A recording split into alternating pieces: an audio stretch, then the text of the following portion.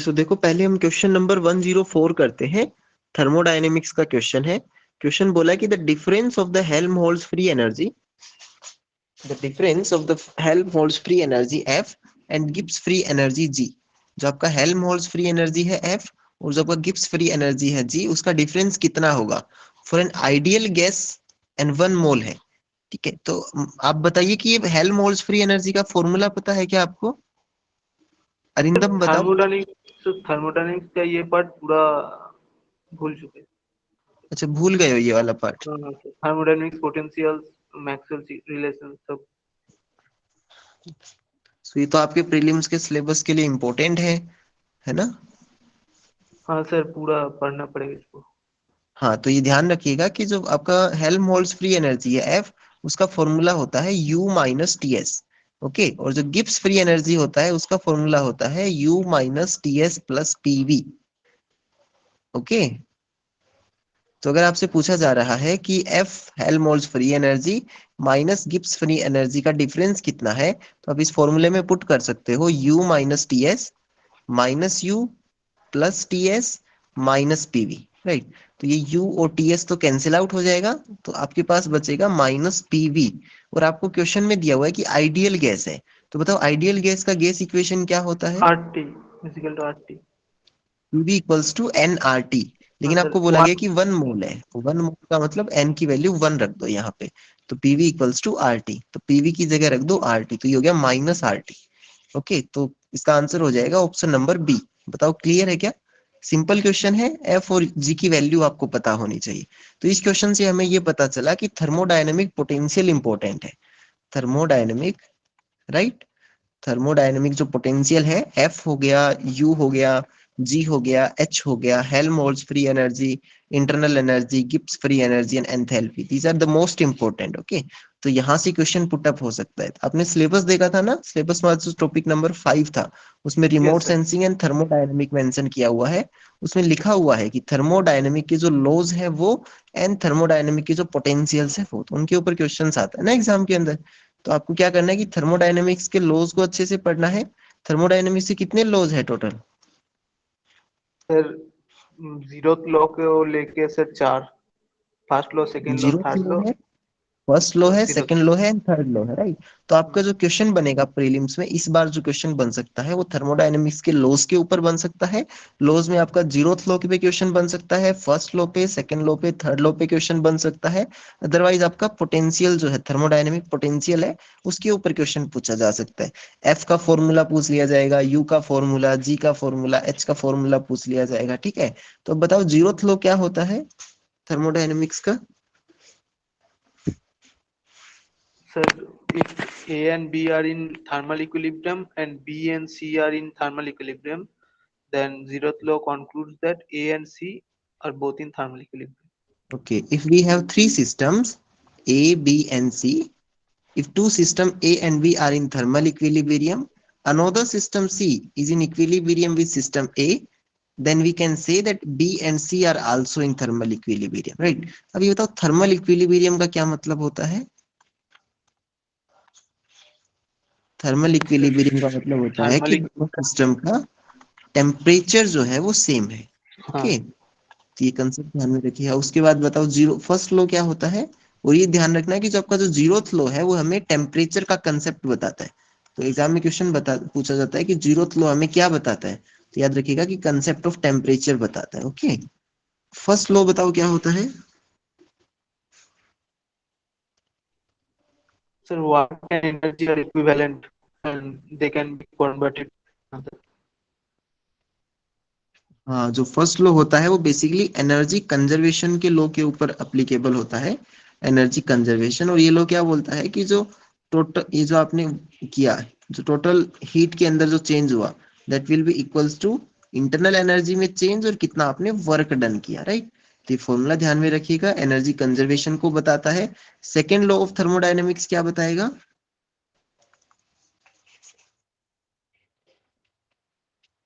There are many statements regarding this, and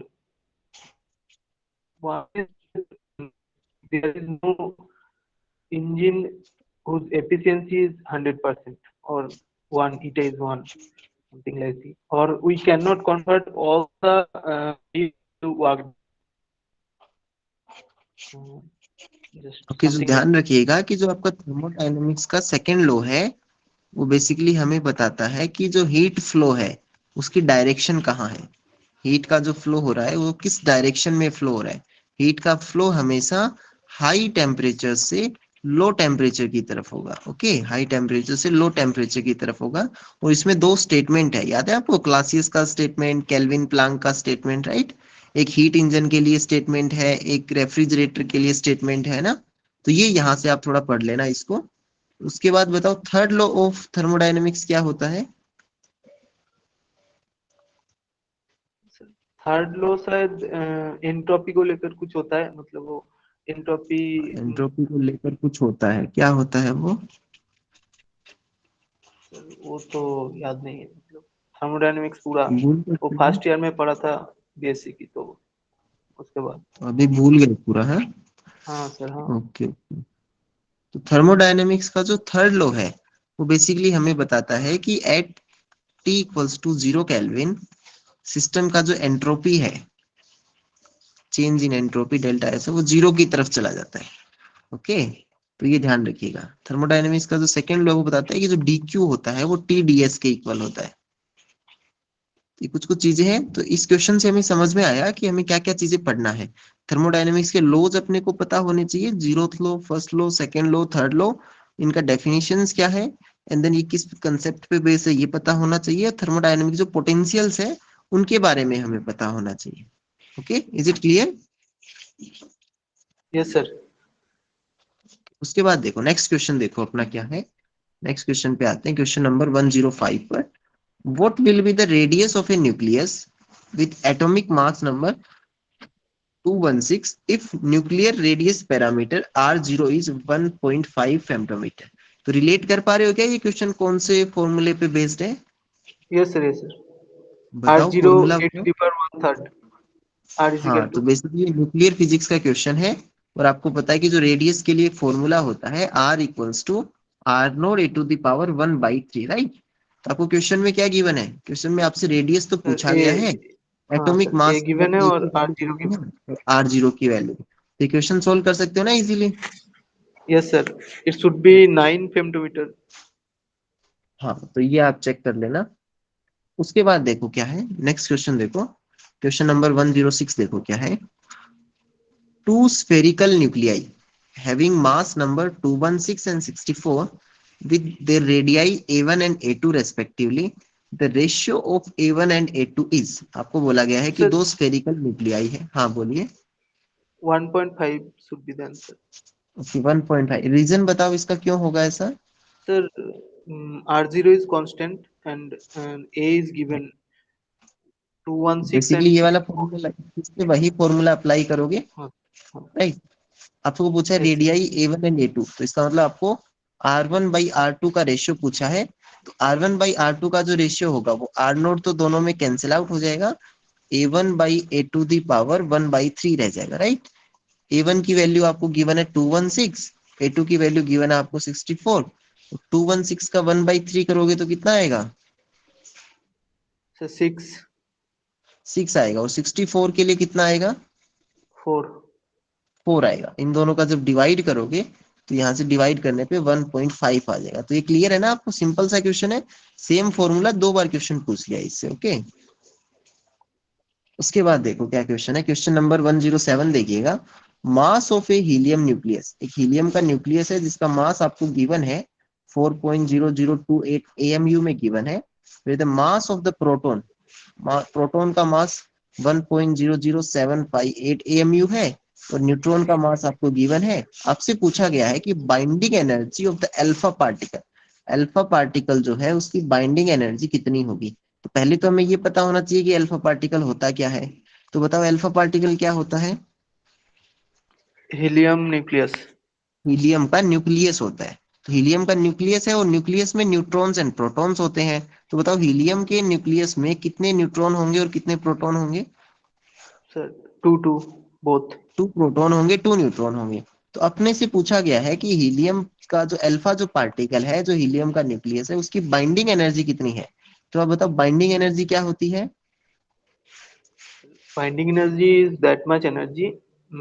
If we supply to the nucleus from outside, the nucleons will disintegrate, हाँ nucleus, or we can say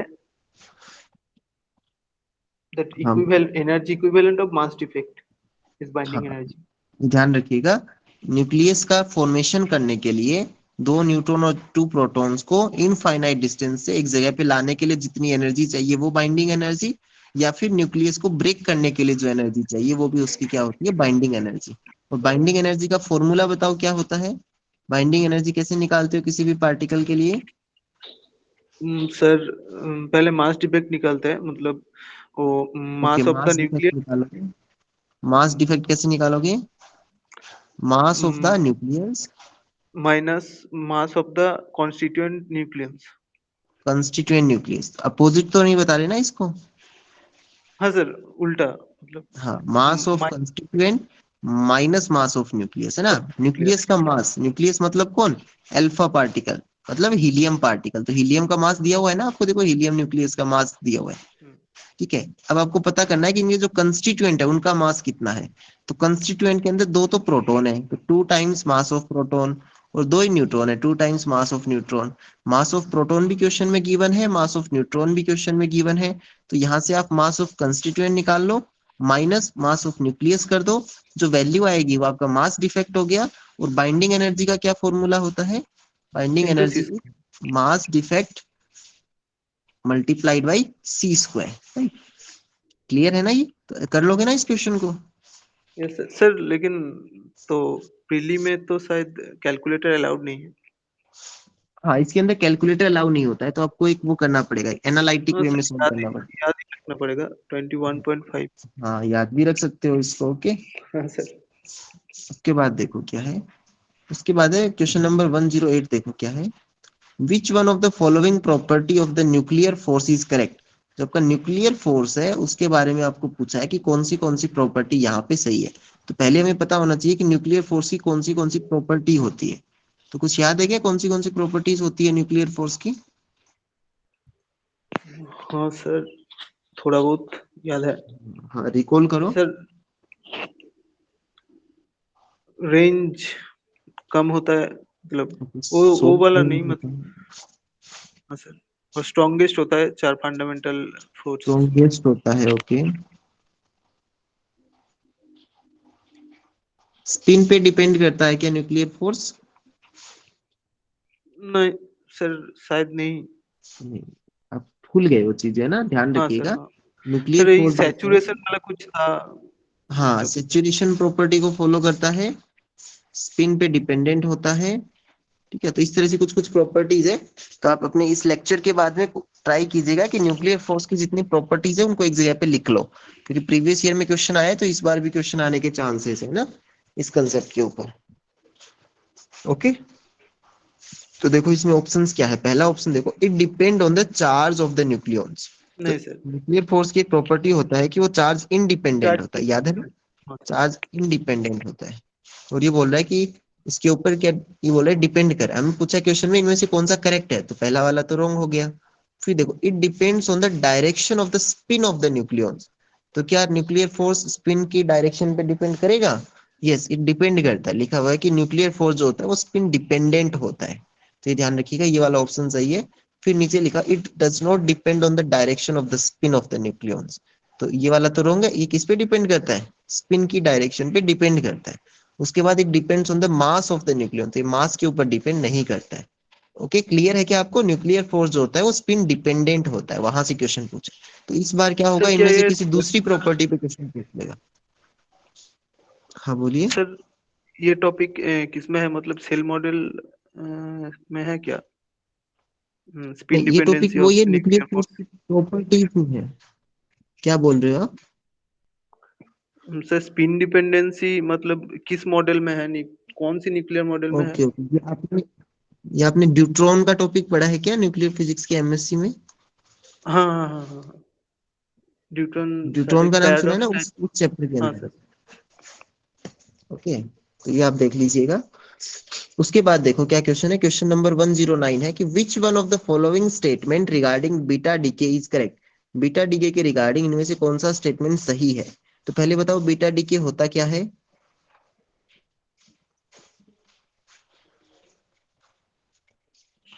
Sir, radioactive, one of the radioactive decays or ये radiations. Radioactive DK होता है। हाँ sir. और nucleus के अंदर में neutron और प्रोटॉन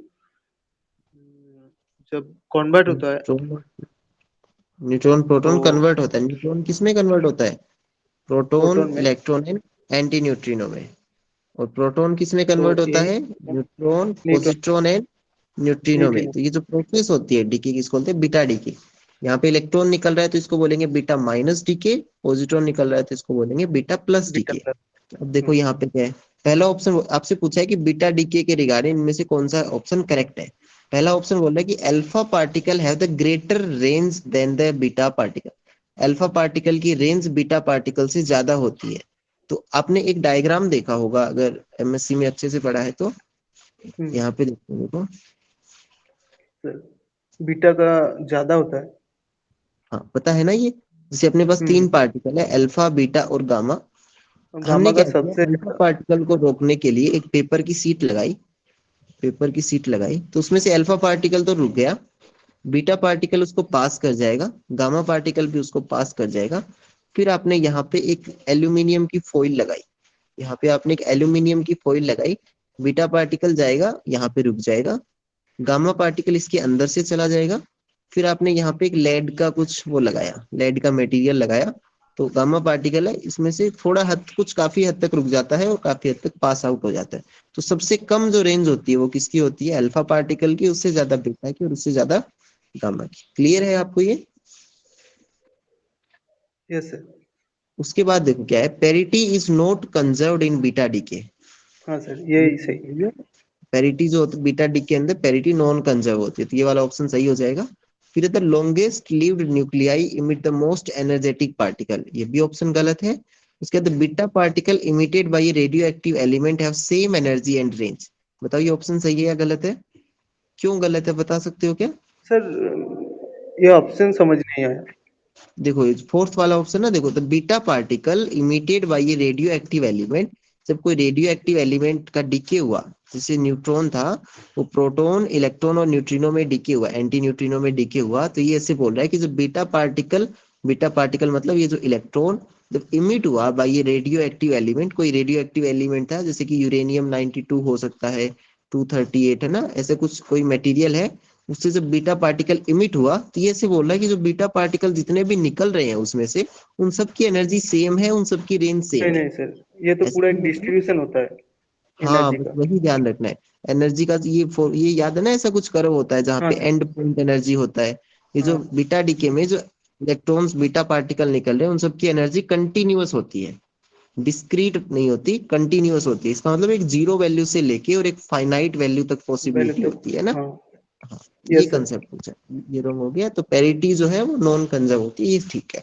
उसके बाद देखो क्वेश्चन नंबर 1010 बोल रहा है which one of the following statement is not correct. इनमें से कौन सा ऑप्शन सही नहीं है। तो पहला ऑप्शन बोला है आपको, a bright light yield more photoelectron than a dim one of the same frequency. तो ये क्वेश्चन बेसिकली आपको फोटो इलेक्ट्रिक इफेक्ट पे क्वेश्चन पूछा गया है। देखो फोटो इलेक्ट्रिक इफेक्ट का कंसेप्ट पता है क्या, रिकॉल करो क्या होता है बताओ। हाँ सर, एक काट ऑफ फ्रीक्वेंसी की फ्रीक्वेंसी से ज्यादा फ्रीक्वेंसी वाला लाइट अगर इंसिडेंट हो एक तो। लाइट है जिसकी फ्रीक्वेंसी कट ऑफ फ्रीक्वेंसी से ज्यादा है ना, ये कट ऑफ फ्रीक्वेंसी को थ्रीशोल्ड फ्रीक्वेंसी बोल सकते हो ना, यस सर।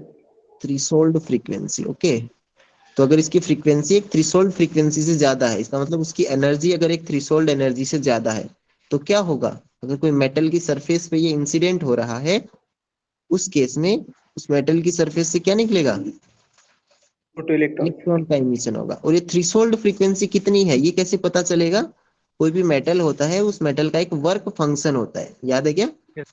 हाँ सर। वर्क फंक्शन होता है जिसको फाई से डिनोट करते हैं। वर्क फंक्शन क्या होता है, एक मेटल का आउटर सेल से एक इलेक्ट्रॉन को निकालने के लिए जितनी एनर्जी चाहिए वो उसका एनर्जी वर्क चाहिए। फंक्शन होता है। और वो थ्रेशोल्ड फ्रीक्वेंसी से कैसे रिलेटेड होता है, phi H H nu do होता है, not equal to W.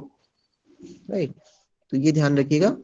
उसके बाद क्या है इसके अंदर कि दो चीजें होती है, ये जो इलेक्ट्रॉन निकला, जो इलेक्ट्रॉन निकला उसकी काइनेटिक एनर्जी, इलेक्ट्रॉन की काइनेटिक एनर्जी किस पे डिपेंड करेगी, और कितने इलेक्ट्रॉन निकल रहे हैं, इलेक्ट्रॉन की जो इंटेंसिटी है वो किस पे डिपेंड करेगी।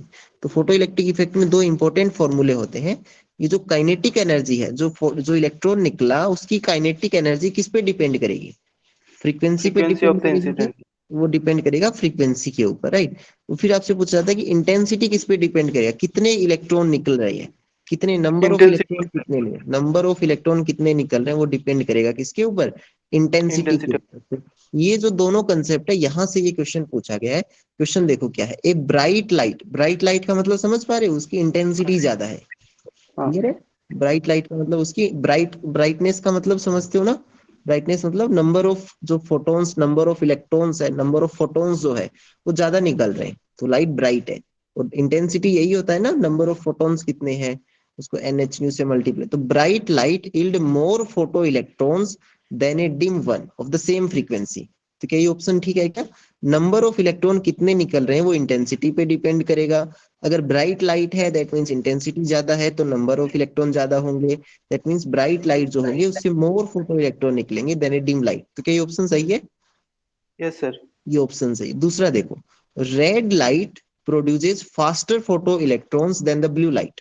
तो रेड लाइट की कुछ फ्रीक्वेंसी होगी, ब्लू लाइट की कुछ फ्रीक्वेंसी होगी, तो बताओ इनमें से कौन सी लाइट की फ्रीक्वेंसी ज्यादा होती है, रेड की या ब्लू की, So blue. फ्रीक्वेंसी ब्लू की ज्यादा होती है, Hmm. राइट। और हमें पता है कि जो So काइनेटिक एनर्जी जो है वो फ्रीक्वेंसी frequency के पे dependent है. फ्रीक्वेंसी पे डिपेंड करे, तो जितनी ज्यादा फ्रीक्वेंसी उतनी ज्यादा काइनेटिक एनर्जी, जितनी ज्यादा काइनेटिक एनर्जी उतनी ज्यादा वेलोसिटी। तो ब्लू लाइट का जो इलेक्ट्रॉन निकलेगा उसकी काइनेटिक एनर्जी ज्यादा होगी, रेड लाइट का जो फोटो इलेक्ट्रॉन होगा उसकी एनर्जी कम होगी। ये वैसे बोल रहा है कि red light produces faster photoelectron than blue light. तो बताओ ये करेक्ट है या रॉन्ग है। Wrong. तो ये ऑप्शन रॉन्ग है, और हमें यही पूछा है ना विच of the following is the not correct. तो ये तो इसका आंसर हो गया। उसके बाद नीचे वाले भी देख लेते हैं एक बार। Pair production can not occur in the empty space. Yes, sir. ये बताओ ये true ऑप्शन है. ट्रू है ना, पेयर प्रोडक्शन एम्प्टी स्पेस में नहीं हो सकता, इसका रीजन बताओ ऐसा क्यों होता है। सर एक न्यूक्लियस चाहिए, मतलब जो फोर्स हमें क्रिएट एक करेगा, न्यूक्लियस चाहिए, और इलेक्ट्रोस्टैटिक न्यूक्लियस क्यों फोर्स. चाहिए, ताकि अपना कंजर्वेशन लॉ फॉलो रहे ना, उसके हाँ लिए sir. Angular momentum, linear momentum का कंजर्वेशन फॉलो रहे। तो नेक्स्ट पूछा है Compton shift is maximum for the scattering angle 180 degree. तो कॉम्पटन यस सर, ये स्कैटरिंग भी आपने सही है. पढ़ा होगा, तो उसमें कॉम्पटन स्कैटरिंग का फॉर्मूला याद है क्या आपको, डेल्टा लैम्डा का, हाँ sir, minus cos H theta H शायद अपॉन ऐसा कुछ, one minus minus cos theta. One minus cos theta होता है। तो अगर थीटा को आप 180 डिग्री लोगे तो कोस 180 तो कितना माइनस होता है, वन. -1, और -1 और -1, -1 और 1 +1 हो गया ना, ये तो 2 टाइम्स हो गया, तो ये टू मैक्सिमम होता है टाइम्स. जो थीटा के लिए। तो अपना इस क्वेश्चन का आंसर तो हो गया ये बी वाला। लेकिन आपको इस क्वेश्चन से कंसेप्ट समझ में आया क्या, एक तो फोटो इलेक्ट्रिक इफेक्ट पे क्वेश्चन पूछा जा सकता है, राइट, कॉम्पटन स्कैटरिंग पे क्वेश्चन बन सकता है, पेयर प्रोडक्शन पे क्वेश्चन बन सकता है। तो ये सब चीजें क्लियर हुई ना आपको इस क्वेश्चन से, यस बताइए। सर. ओके, उसके बाद देखो आगे चलते हैं। क्वेश्चन नंबर देखो 111 में देखो क्या है, for a pair production to take place gamma energy should be greater than, pair हाँ प्रोडक्शन सर, होने वन के पॉइंट लिए जीरो गामा टू की एम एनर्जी कितनी होनी चाहिए, बताओ। 1.02 MeV. और ऐसा क्यों है, रीजन बताओ इसका। सर इलेक्ट्रॉन पॉजिट्रॉन का रेस्ट मास तो 0.5 MeV है, 0.51 MeV. Good good good.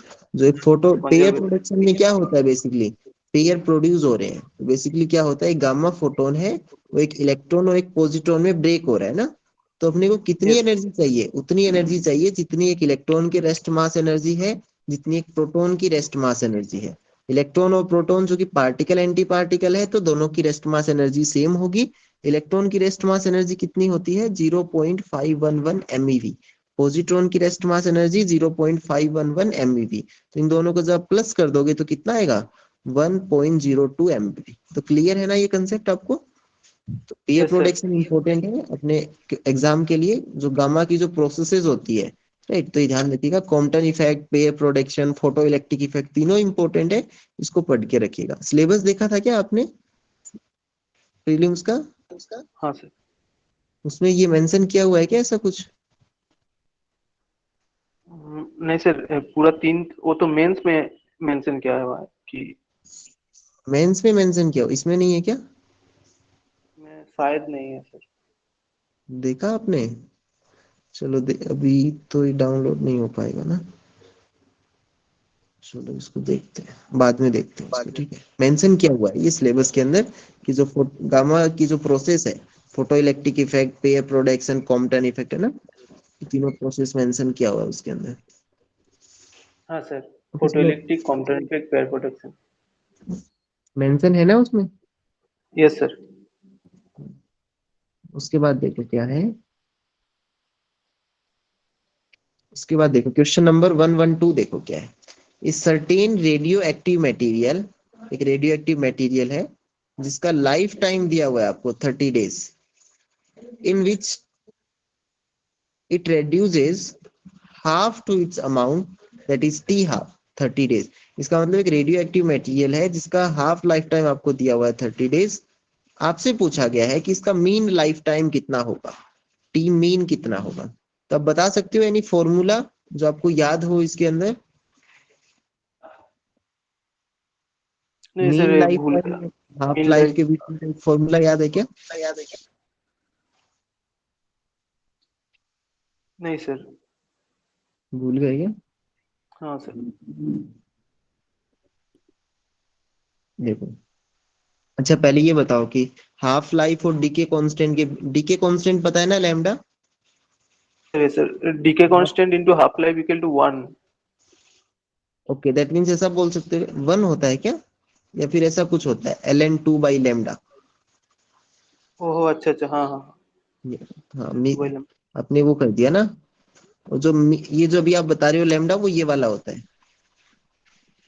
ठीक है।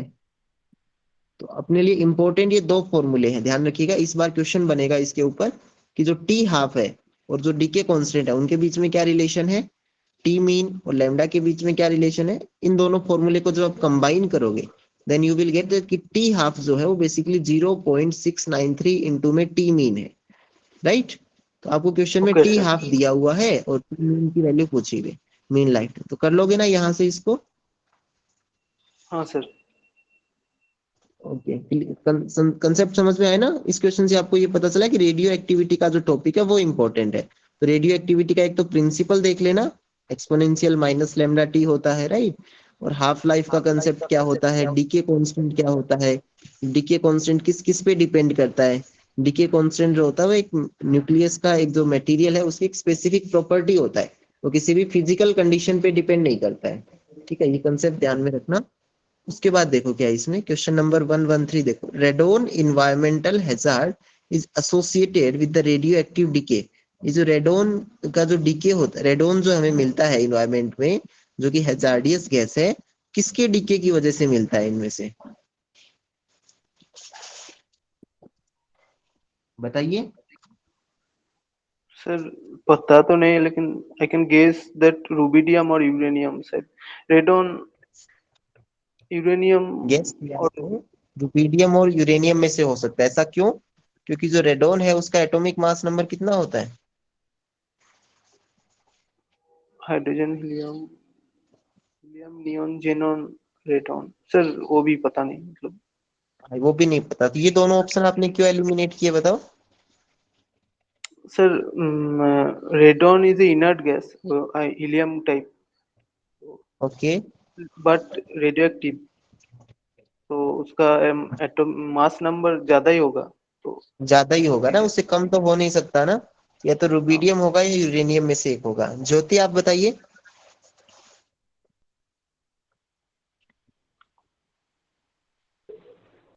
सर अभी तक तो क्वेश्चन भी नहीं पढ़ा मैंने। क्वेश्चन भी नहीं पढ़ा, आप जल्दी पढ़ो, देखो क्या क्वेश्चन है। क्वेश्चन आपसे ये पूछा गया है कि रेडोन जो गैस है, जो कि इन्वायरमेंटल में हैजार्डियस गैस है, वो ऐसा कौन सा रेडियो एक्टिव डीके है, कौन सा रेडियो एक्टिव एलिमेंट है जिसके डीके की वजह से रेडोन गैस का क्रिएशन होता है। क्वेश्चन समझ में आया क्या?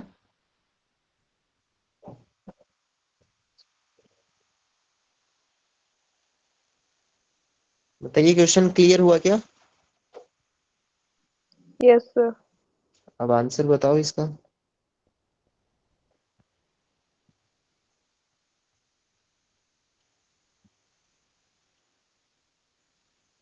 अरिंदम,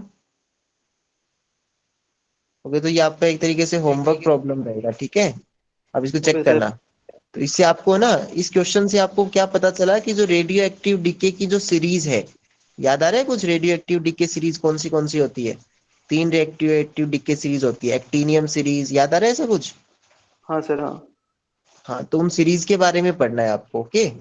आप देखना इसको अच्छे से, और आप बताना मेरे को नेक्स्ट क्लास में, ओके, कि क्या होगा इसका आंसर। उसके बाद देखो क्वेश्चन नंबर 14114, देखो, विच one of the following statements regarding scintillation counter is correct? Scintillation counter पढ़ा है क्या? सर ये तो पूरा भूल गया, काउंटर डिटेक्टर। ज्योति आप बताओ, सिंटिलेशन काउंटर पढ़ा हुआ है क्या?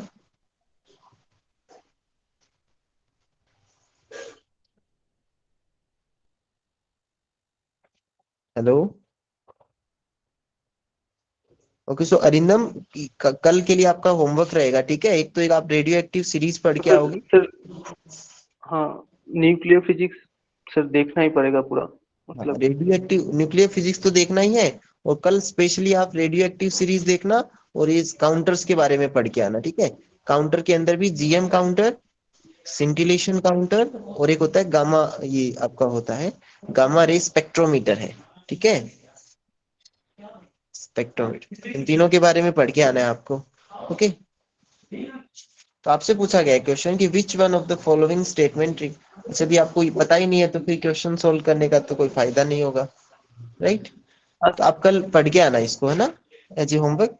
फिर हम कल इस क्वेश्चन को डिस्कस करें, तो उसमें फिर मजा भी आएगा ना क्वेश्चन सोल्व करने में, ओके? फिर देखो क्वेश्चन नंबर 115 क्या पूछा है आपसे, विच one of the following instrument separate the characteristics gamma ray of potassium, uranium and thorium? Question आपसे ये पूछा गया है कि कुछ काउंटर होते हैं, कुछ ये डिटेक्टर होते हैं, डिटेक्टर कौन से हैं, काउंटर कौन से हैं? जीएम काउंटर है, सिंटिलेशन काउंटर है, ऐसी एक गामा रे डिटेक्टर होता है, एक गाइगर मूलर काउंटर होता है, सिंटिलेशन काउंटर होता है, पल्स हाइट एनालाइजर होता है, एक रेडिएशन काउंटर होता है। तो आपसे वैसा पूछा गया, इनमें से ऐसा कौन सा काउंटर है जो एक गामा रे को डिटेक्ट कर सकता है कि कौन सा मटेरियल से निकला है, वो पोटेशियम से निकला है, यूरेनियम से निकला है, या थोरियम से निकला है? सिर्फ गामा रे को डिटेक्ट ही नहीं करना, ये भी बताए कि वो पोटेशियम से निकला है, यूरेनियम से निकला है, या थोरियम से निकला है। क्वेश्चन समझ में आया क्या आपको? Yes sir. हाँ, तो ध्यान ध्यान रखिएगा कि जो गाइगर मूलर काउंटर होता है, तो उसका नाम ही काउंटर है, इसका मतलब वो सिर्फ पार्टिकल को काउंट करेगा, कितने पार्टिकल आए काउंटर में, 5 बीटा पार्टिकल आए, 10 बीटा पार्टिकल आए, 20 बीटा पार्टिकल आए। वो ये नहीं बताएगा कि कौन सा बीटा पार्टिकल की एनर्जी कितनी है, कहाँ से निकला है, ओके? तो ये इसका आंसर गाइगर मूलर काउंटर नहीं हो सकता। सिंटिलेशन काउंटर जो होता है वो बेसिकली एनर्जी बताता है, जो भी पार्टिकल आपने इंसिडेंट किया इसके ऊपर, फॉर एग्जांपल के लिए गामा पार्टिकल को डिटेक्ट किया, तो ये बताएगा कि इस गामा पार्टिकल की एनर्जी इतनी है, लेकिन ये इस बात को नहीं बता पाएगा कि वो पोटेशियम से निकला है, यूरेनियम से निकला है, या थोरियम से निकला है। ऐसे ही जो आपका एक रेडिएशन काउंटर होता है, तो रेडिएशन काउंटर के नाम से ही आपको पता चल रहा है कि ये रेडिएशन को काउंट करेगा, ओके? गामा रेडिएशन या बीटा रेडिएशन को काउंट करेगा। तो इसका जो आंसर है बेसिकली पल्स हाइट एनालाइजर है। पल्स हाइट एनालाइजर एक डिटेक्टर होता है जिसमें आप क्या करते हो, बेसिकली पल्स हाइट बनाते हैं। ऐसे समझो इसको कि अगर पोटेशियम का, अगर आपको गामा फोटोन आपको आपने डिटेक्ट किया, अगर वो गामा फोटोन पोटेशियम का है तो वो एक पर्टिकुलर हाइट पे मिलेगा, यूरेनियम का है तो किसी दूसरी हाइट पे मिलेगा, थोरियम का है तो वो किसी अलग हाइट पे मिलेगा। तो हम पल्स की हाइट देख के ये बता सकते हैं कि ये जो गामा फोटोन है वो कौन से मटेरियल में से निकला है। बताइए, क्लियर है क्या? Yes sir. कि इसका डिटेल्ड जो आपका जो है ना, डिटेल्ड इसकी थ्योरी वो आपको उसमें मिलेगा। ये आपका जो जियो फिजिक्स का जो टॉपिक है, रेडियो एक्टिविटी मेथड, है ना, रेडियो एक्टिविटी मेथड, जो आपका कैरी ब्रुक वाली जो बुक है ना, उसमें एक टॉपिक दिया हुआ है रेडियो एक्टिविटी मेथड। तो उसके अंदर आपको अच्छे से मिलेगा, ये डिटेक्टर के बारे में पूरी थ्योरी गिवन है, तो उसको देखना आप। ओके, इसी तरह चलो एक बार देख लेते हैं, क्वेश्चन नंबर 114 भी देख लो, फिर आप पढ़ के आना इसको थोड़ा, है ना? तो देखो क्या बोला, सिंटिलेशन काउंटर के बारे में इनमें से कौन सा ऑप्शन करेक्ट है। पहला ऑप्शन दिया हुआ है it makes use of very fine drops of oil. पहला बोल रहा है कि जो सिंटिलेशन काउंटर है उसके अंदर very fine drops of oil काम में लेते हैं। दूसरा बोल रहा है कि it is not used for counting the alpha particle, alpha particle को काउंट करने के लिए काम में नहीं लेते इसको। तीसरा ऑप्शन है इसके अंदर it uses a material which emit light when a charged particle strike on it। ये एक ऐसे मटेरियल को काम में लेता है जब उस मटेरियल के ऊपर लाइट इमिट होगी तो उसमें से एक चार्ज पार्टिकल इमिट होगा। फोर्थ ऑप्शन है it can not be used for the detection of radiation. ये रेडिएशन को डिटेक्ट करने के काम नहीं आता, but for the scintillating the screen of A detector. एक जो सिंटिलेटर है उसकी, एक जो डिटेक्टर है उसकी स्क्रीन को सिंटिलेट करने में काम आता है। तो पहले तो आप ये बताओ कि सिंटिलेटर का मतलब क्या होता है, ये कुछ इसका टर्म सुना है क्या कभी पहले, सिंटिलेशन क्या होता है? ज्योति, अरिंदम।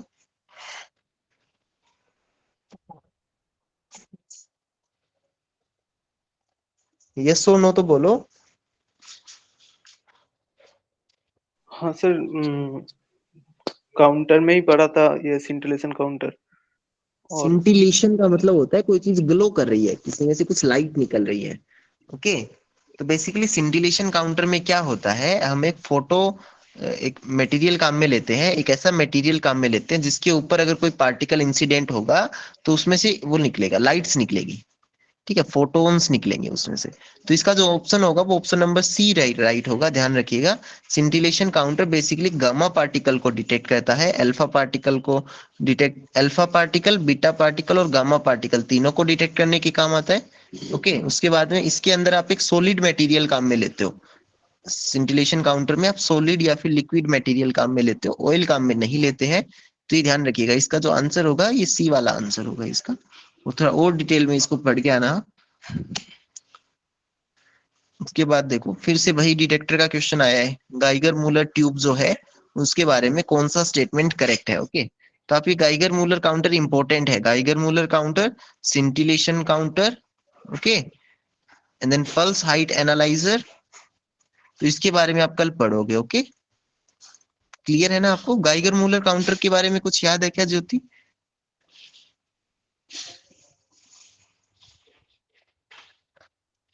अरिंदम बताओ। नेटवर्क प्रॉब्लम है, कुछ सुन नहीं रहा। सुनाई नहीं दे रहा, वॉइस नहीं आ रही क्या? ओके, अरिंदम आप बताओ। जीएम काउंटर एक क्लाउड चेम्बर का एक्सटेंशन है शायद। बेसिकली जीएम काउंटर में अब एक सिलेंड्रिकल शेप का एक कंटेनर लेते हैं जो कि एक एनोड की तरह बिहेव करता है, जो कि एक कैथोड की तरह बिहेव करता है। उसके अंदर एक वायर लेते हैं उसके सेंटर पे जो कि एनोड की तरह बिहेव करता है। उसके अंदर हम एक नोबल गैसेस लेते हैं, ठीक है, उसके अंदर हम नोबल गैस मिलाते हैं जैसे कि आर्गन हो गई, साथ में थोड़ा सा हम उसके अंदर क्विंचिंग एजेंट मिलाते हैं। कुछ याद आ रहा है ऐसा? सर क्विंचिंग एजेंट मिलाते हैं। वो क्विंचिंग एजेंट का काम क्या होता है वो आप देख के आना। तो इसका इस टाइप का कुछ मटेरियल होता है। तो हमें पूछा गया है कि जो गाइगर मूलर ट्यूब है उसके बारे में कौन सा ऑप्शन करेक्ट है। तो पहला ऑप्शन दिया हुआ है it has a metallic casing fixed with A high pressure gas. उसके अंदर एक मेटल की केसिंग होती है जो कि हाई प्रेशर के ऊपर है। दूसरा है कि both the ends of the tube are fixed with thin mica sheet. जो ट्यूब है उसके दोनों के दोनों जो सिरे हैं वो थिन माइका ट्यूब से फिक्स किए हुए हैं। थर्ड ऑप्शन है it has a metallic casing filled with low pressure. पहला ऑप्शन है कि मेटेलिक केसिंग है हाई प्रेशर पे, दूसरा है मेटेलिक प्रेशर है लो, मेटेलिक केसिंग है लो प्रेशर पे। फोर्थ ऑप्शन है it can detect all radiation emerging out of A radio active source. आपका एक रेडियो एक्टिव सोर्स है, उसमें से अल्फा भी निकल रहा है, बीटा भी निकल रहा है और गामा भी निकल रहा है। तो ये बोल रहा है कि इनमें आप सारी रेडिएशन को डिटेक्ट कर सकते हो। तो ध्यान रखिएगा कि जो गाइगर मूलर काउंटर होता है वो मेनली बीटा पार्टिकल को डिटेक्ट करता है। ओके, तो ये ऑप्शन नंबर 4 इसका रॉन्ग हो जाएगा। उसके बाद में इसके दोनों के दोनों एंड को आप थिन माइका सीट से नहीं करते हो, इसके एक एंड को आप थिन माइका सीट से फिक्स करते हो। तो ऑप्शन नंबर बी भी रॉन्ग हो जाएगा। इसका मेटेलिक केसिंग होता है वो हाई प्रेशर पे होता है। तो ये ध्यान रखिएगा, इसका आंसर नंबर ए हो जाएगा, सी इसका आंसर रॉन्ग हो जाएगा। क्लियर है क्या? थोड़ा थ्योरी वापस पढ़ोगे then you will get the idea. Arindam, is it clear? कोई डाउट है तो यस। पूछो। No no. Yes sir. Okay, उसके बाद देखो नेक्स्ट क्वेश्चन क्या है। क्वेश्चन नंबर 117 दिया हुआ है, एक पार्टिकल है जिसका मास 10 ग्राम है, जो कि मूव कर रहा है विद ए वेलोसिटी 10 मीटर पर सेकेंड। आपको मास गिवन है, आपको वेलोसिटी गिवन है। What will be the de Broglie wavelength associated with the particle? Particle के साथ में एसोसिएटेड डी ब्रोगली वेवलेंथ क्या होगी? तो बताओ, फॉर्मूला बताओ इसका, डी ब्रोगली वेवलेंथ का। लैम्डा का क्या होता है? h by momentum। H upon P. और मोमेंटम का फॉर्मूला क्या होता है? Mass into velocity. तो आपको एच की वैल्यू पता है, क्या होती है बताओ? 6.63 into 10 to the power minus 34। और यूनिट बताओ इसकी? एंगुलर मोमेंटम का यूनिट जूल सेकेंड। और मोमेंटम का second। मास और वेलोसिटी, मास आपको गिवन है 10 ग्राम है, और वेलोसिटी आपको गिवन है 10 मीटर पर सेकेंड। तो इसमें जो इंपॉर्टेंट चीज आपको ध्यान में रखनी है कि पहले आप इस ग्राम को केजी में चेंज करोगे, क्योंकि एच की जो यूनिट है वो एसआई यूनिट है, वेलोसिटी की यूनिट मीटर पर सेकेंड में है। तो इस ग्राम को पहले केजी में कन्वर्ट करोगे, फिर इस फॉर्मूले में पुट करोगे, तो आपका आंसर आ जाएगा। Is it clear? कर लोगे ना इस क्वेश्चन यस को? सर। बताओ। हम्म। ओके, उसके बाद देखो नेक्स्ट क्वेश्चन क्या है। Question number 118, which of the following particle obey Pauli always obey Pauli exclusion principle? तो पहले तो ये बताओ कि पाउली एक्सक्लूजन प्रिंसिपल क्या होता है।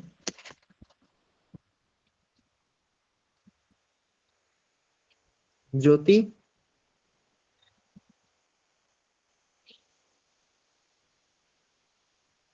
अरिंदम बताओ। हाँ sir. there should not be two same quantum states exist इसका in a quantum system। State same नहीं होना चाहिए। सर इलेक्ट्रॉन का मतलब वो स्पिन हाफ पार्टिकल का। ऐसा बोल सकते हैं क्या?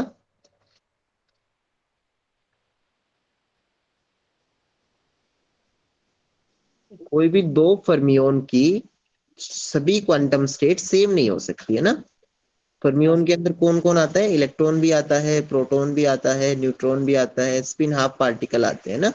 इसका मतलब ऐसे पार्टिकल जिनका स्पिन इंटीग्रल हाफ है, हाफ इंटीग्रल स्पिन है, ऐसा बोल सकते हो ना। Half multiple of half. Integral है, ठीक है। तो एक तो आपके पास फर्मियोन होता है, और दूसरा कौन सा होता है? एक तो फर्मियोन होता है, बोसॉन्स। एक बोसोन होता है। ये वाला कंसेप्ट काम का है ना, एग्जाम में क्वेश्चन इसके ऊपर पूछा जाएगा, तो इसको ध्यान से देख लेना। यहाँ फर्मियोन के बारे में पढ़ के आना, बोसोन के बारे में पढ़ना, Fermi Dirac statistics, Bose Einstein statistics पढ़ना है अपने को। तो ये बोल रहा है कि इनमें से ऐसा कौन सा पार्टिकल है जो हमेशा पाउली एक्सक्लूजन प्रिंसिपल को फॉलो करेगा।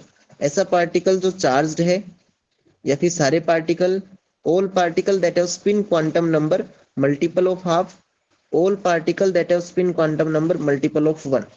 ज्योति बताओगे इसका आंसर? अरिंदम बताओ। Option C.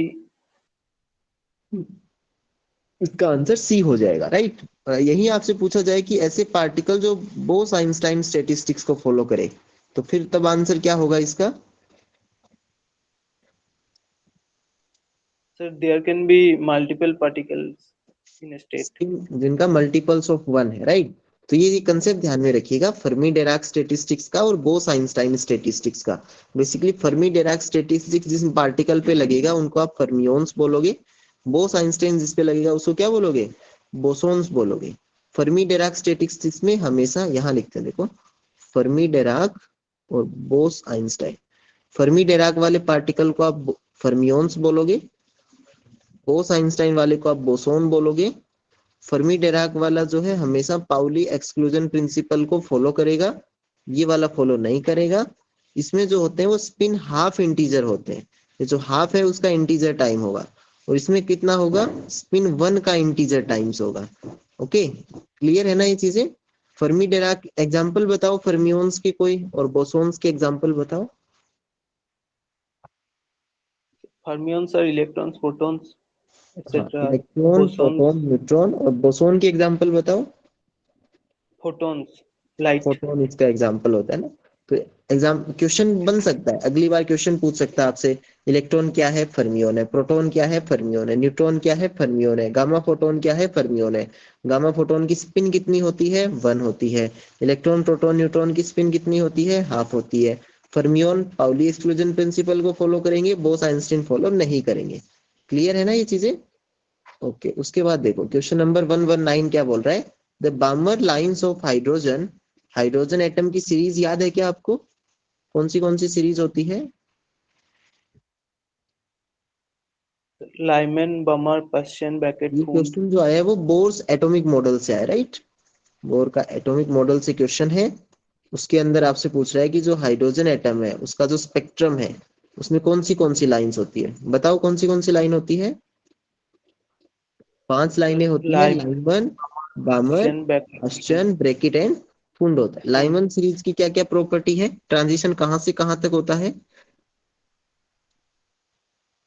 Sir, any of the higher states from any of the higher states to n equal to 1. n equals to 1 में ट्रांजिशन होगा हायर स्टेट से। बार्मर सीरीज में क्या होगा? वही n equal to 2 के लिए 2 में ट्रांजिशन होगा। पास्चन सीरीज के अंदर n इक्वल्स टू 3 में ट्रांजिशन 3। होगा। बामर में n इक्वल्स टू 4 में होगा और फुंड के अंदर n इक्वल्स टू 5 में ट्रांजिशन होगा, राइट? ये चीजें ध्यान रखनी है आपको। लाइमन सीरीज जो होती है वो कौन से रीजन में होती है? अल्ट्रावायलेट रीजन में होती है। बार्मर सीरीज जो होती है वो विजिबल रीजन में होती है। बाकी जो तीनों होती है वो इंफ्रारेड रीजन में होती है। तो यहाँ से आपको क्वेश्चन पूछा गया है कि बार्मर लाइन ऑफ हाइड्रोजन जिसका ट्रांजिशन n इक्वल्स टू 2 में हो रहा है, span the visible frequency range. ठीक है, ये तो इन्होंने स्टेटमेंट ही दे दिया। तो अगली बार इस स्टेटमेंट पे क्वेश्चन बन सकता है ना। क्वेश्चन क्या क्या बन सकता है कि बार्मर सीरीज बताओ किस में ट्रांजिशन होता है, तब बताओगे n इक्वल्स टू 2 में ट्रांजिशन होता है। दूसरा क्वेश्चन बन सकता है कौन से फ्रीक्वेंसी रेंज में है, तो विजिबल फ्रीक्वेंसी रेंज में। आपसे क्या पूछा गया है कि what is the maximum energy of the Barmer line photon. Barmer line में जो फोटोन निकल रहा है उसकी मैक्सिमम एनर्जी कितनी होगी वो आपसे पूछा है। तो फॉर्मूला याद है क्या आपको? 1/λ की टर्म्स में एक फॉर्मूला होता है, याद है क्या? Yes, sir. R into 1 minus 2 square minus 1 by n square. Right, ऐसा 1 by फॉर्मूला 2 होता है ना। हाँ, तो हमें पूछा है कि एनर्जी मैक्सिमम बतानी है। मैक्सिमम एनर्जी का मतलब, एनर्जी का फॉर्मूला होता है एच न्यू। न्यू होता है सी बाई लेमडा। तो एनर्जी मैक्सिमम मतलब फ्रीक्वेंसी मैक्सिमम चाहिए, फ्रीक्वेंसी मैक्सिमम मतलब वेवलेंथ मिनिमम चाहिए। और इस फॉर्मूले से हम देख सकते हैं कि अगर आपको वेवलेंथ मिनिमम चाहिए तो एम की जो वैल्यू है वो कितनी होनी चाहिए, 3 4 5 में से क्या वैल्यू होनी चाहिए उसकी? उसकी वैल्यू 3 होनी चाहिए। ठीक है, 3. ये वैल्यू आप यहाँ पे रखोगे and then you will get your answer. कर लोगे ना इसको? Yes, sir. क्लियर है? उसके बाद देखो क्या क्वेश्चन पूछा है, which one of the following statement is not correct. इनमें से कौन सा स्टेटमेंट करेक्ट नहीं है? देखो, the longest wavelength line of Lyman series is the resonance line of the hydrogen spectrum. तो क्या ये सही है क्या, बताओ? Sir, resonance line क्या है भूल गए. रेजोनेंस लाइन याद नहीं है तो ये आपका एक, देखो आपका एक होमवर्क प्रॉब्लम रहेगा, आपको पढ़ के आना है कि रेजोनेंस क्या होता है। ठीक है, पढ़ के आइएगा इसको, फिर हम बात करेंगे इसके बारे में।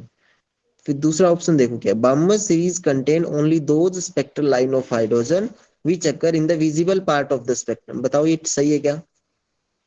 Yes, sir. बार्मर सीरीज हमेशा कौन से रीजन में होती है? Visible Visible. रीजन में होती है, तो ये तो सही है। In spectrum of helium, helium atom के स्पेक्ट्रम में for each singlet energy state there is a corresponding triplet energy state. तो बताओ हीलियम एटम का स्पेक्ट्रा याद है क्या, या भूल गए हाँ उसको भी? सर, ज्योति बताओ। थोड़ा सा.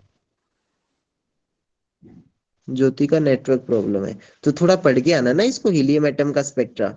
तो आपको समझ में आएगा कि हीलियम के अंदर 2 टाइप के लाइंस बनती है, सिंगलेट होता है और ट्रिपलेट होता है। ठीक है, तो ध्यान रखिएगा कि हर सिंगलेट के लिए एक ट्रिपलेट एग्जिस्ट करता है, उसका एक एक्सेप्शन है। 1s जो है वो उसका एक एक्सेप्शन है, ध्यान रखना। अब कल उसका थोड़ा और एक्सप्लेन करेंगे ना अच्छे से, आप पढ़ के आना। और फिर हम बुक, एटॉमिक फिजिक्स की बुक को ओपन करके फिर वहां से इसको डिस्कस करेंगे। आपके सिलेबस में मेंशन किया हुआ है spectra of helium, hydrogen, helium and alkali atoms. Okay, तो बहुत इंपॉर्टेंट है, ये तीनों पढ़ लेना। हीलियम एटम का स्पेक्ट्रा, हाइड्रोजन एटम का स्पेक्ट्रा और एल्काली एटम का स्पेक्ट्रा।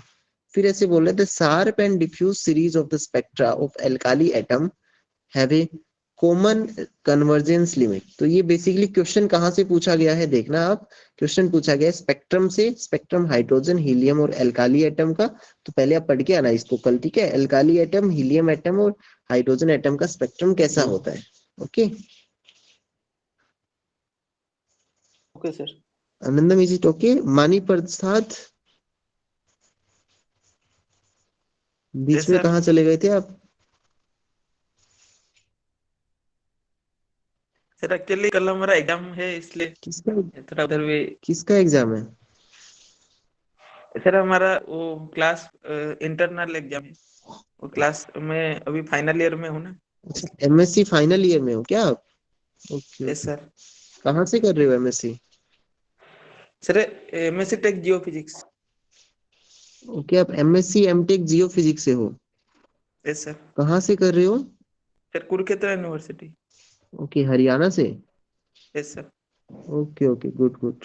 तो आप इसका रिकॉर्डिंग देख लेना। ओके, सर इसका रिकॉर्डिंग कहाँ से मिल जाएगा सर? रिकॉर्डिंग उस पे यूट्यूब चैनल पे मिल जाएगा आपको। Okay sir. ओके। तो आज के लिए हम इतना ही करेंगे।